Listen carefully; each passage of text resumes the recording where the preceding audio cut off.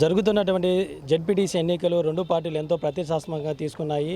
ఒంటిమిట్ట మండలము మంత్రి రాంప్రసాద్ రెడ్డి పర్యవేక్షణలో కూడా ఇంటింటి కూడా వెళ్ళి ప్రజలను ఓటర్లను ఆకర్షించేటువంటి పరిస్థితి అయితే కనపడుతుంది. ఈ రెండు జెడ్పీటీసీ ఎన్నికలు ఎందుకు ఇంత ప్రతిష్టాత్మకంగా తీసుకున్నారో ఆయన అడిగి తెలుసుకుందాం. సార్ చెప్పండి, ఈ రెండు జెడ్పీటీసీ ఎన్నికలు జరుగుతున్నటువంటి నేపథ్యం ఎందుకు ఇంత ప్రతిష్టాత్మకంగా తీసుకునే పరిస్థితి వచ్చింది? రాష్ట్రంలో ప్రజలు ఒకటి గమనించాలండి. ఈరోజు వైసీపీ వాళ్ళు చెప్తున్నది వేరే, ఇక్కడ జరుగుతుండేది వేరే. 164 స్థానాలు గెలిచిన తెలుగుదేశం కూటమి ప్రభుత్వానికి పులివెందుల ఒంటిమిట్ట స్థానాలు అవసరం లేదు. ఈ రెండు వైసీపీ సీట్లే. అక్కడ ఎవరైతే అభ్యర్థి మరణించారో అతను వైసీపీ నుంచి, ఇక్కడ ఎవరైతే రాజీనామా చేశారో అతను వైసీపీ ఎమ్మెల్యేకి గెలవడం జరిగింది. మేము ఒకటే చెప్తున్నాం, రాష్ట్రంలో ఇన్ని సంక్షేమ అభివృద్ధి కార్యక్రమాలు 14 నెలల నుంచి రాష్ట్ర ప్రజలకు అందించే దాంట్లో ప్రభుత్వం చిత్తశుద్ధిగా పనిచేస్తుంది.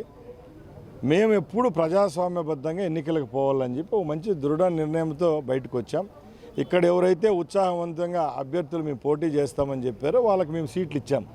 అంతే తప్పక వైసీపీ వాళ్ళలాగా కబ్జా కోర్లకు, ఎర్రచందనం స్మగ్లర్లకు ఎక్కడా టికెట్లు కేటాయించడం లేదు. రాజ్యాంగబద్ధంగా నిలబడే హక్కు మాకుంది. తప్పకుండా ఇది మా అభివృద్ధి పందాలో మేము ఏమైతే నిర్ణయాలు తీసుకున్నామో అవి టిక్ మార్క్ అంటే పాస్ మార్క్ తీసుకునేదానికి ఈ ప్రయత్నం. సార్, మీరైతే కూటమి డెవలప్మెంట్ చేసింది రాష్ట్రం అంతా కూడా అని చెప్తుంటున్నారు. వారు వైసీపీలో అయితే మేము మరి చేసినప్పుడు ఎందుకు పోలీసులను అడ్డు పెట్టుకొని దాడులు చేస్తున్నారని చెప్పి వాళ్ళు విమర్శిస్తున్నారు. దీనిపైన మీరేమంటారు?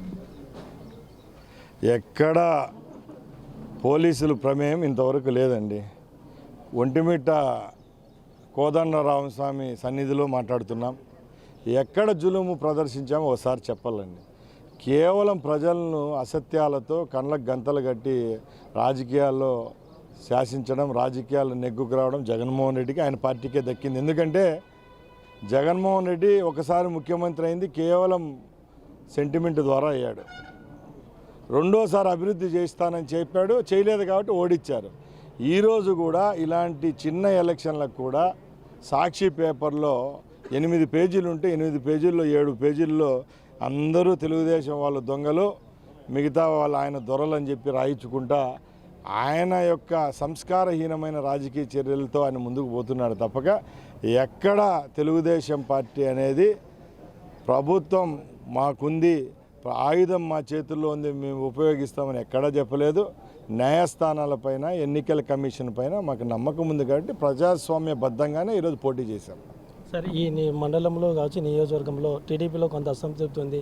దీన్ని ఏ విధంగా కలుపుకొని ప్రజల నుంచి, ఏ విధంగా ఓటర్ల నుంచి రెస్పాన్స్ ఉంది?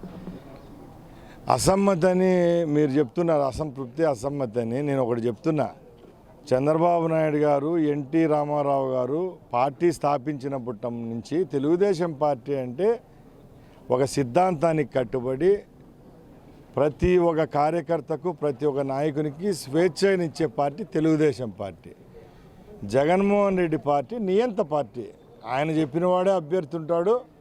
ఆయన చెప్పిన అభ్యర్థి ఇష్టపడినా కూడా నేను ఎలక్షన్లలో పోటీ చేయనంటే ఇప్పుడు కావాలంటే మళ్ళీ రిజైన్ చేయించే పరిస్థితి ఎక్కడా లేదు. తెలుగుదేశం పార్టీలో 3-4 అభ్యర్థులు పోటీ పడడం జరిగింది. మా పార్టీ ఆదేశాల మేరకు సర్వేలు చేయించడం జరిగింది. ఆ సర్వేలలో ఎవరైతే క్లీన్ చిట్ ఉన్న క్యాండిడేట్కి ఇవ్వాలో ఆ క్యాండిడేట్కి ఇచ్చాము తప్పక ఎక్కడ అసమ్మతి రాగం అనేది లేదు. మేము ఒకటే చెప్తున్నాం, ఈరోజు తెలుగుదేశం పార్టీ నిలబడింది తెలుగుదేశం పార్టీకి వెన్నెముక లాంటి కార్యకర్తల బలంతోనే. తప్పకుండా కార్యకర్తలు, మేము సంక్షేమ ఫలాలు ఇచ్చిన ప్రజలు మా వైపు ఉన్నారు కాబట్టి ఇక్కడ గెలుపు అయితే నల్లేరు మీద నడక. రెండు జెడ్పీటీసీలు ఫలితాలు ఎన్నో ఉండబోతున్నాయని అనుకుంటున్నారు.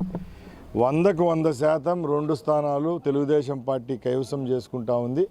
అది కూడా ఒంటిమిట్ట స్థానంలో భారీ మెజార్టీతో గెలుస్తున్నాం. ఎందుకంటే ఒకటోది అభివృద్ధి అయితే, రెండోది ఎవరైతే ఇక్కడ 2 పర్యాయాలు జెడ్పీటీసీగా, ఎంపీపీగా రాజ్యం ఏలాడో ఆయన కుటుంబ సభ్యులు చేసిన అరాచకాలే మాకు శ్రీరామ రక్ష. తప్పకుండా అతని పరాజయం దగ్గరలోనే ఉంది. ఇది మండిపల్లి రాంప్రసాద్ రెడ్డి చెప్తుంటున్నది.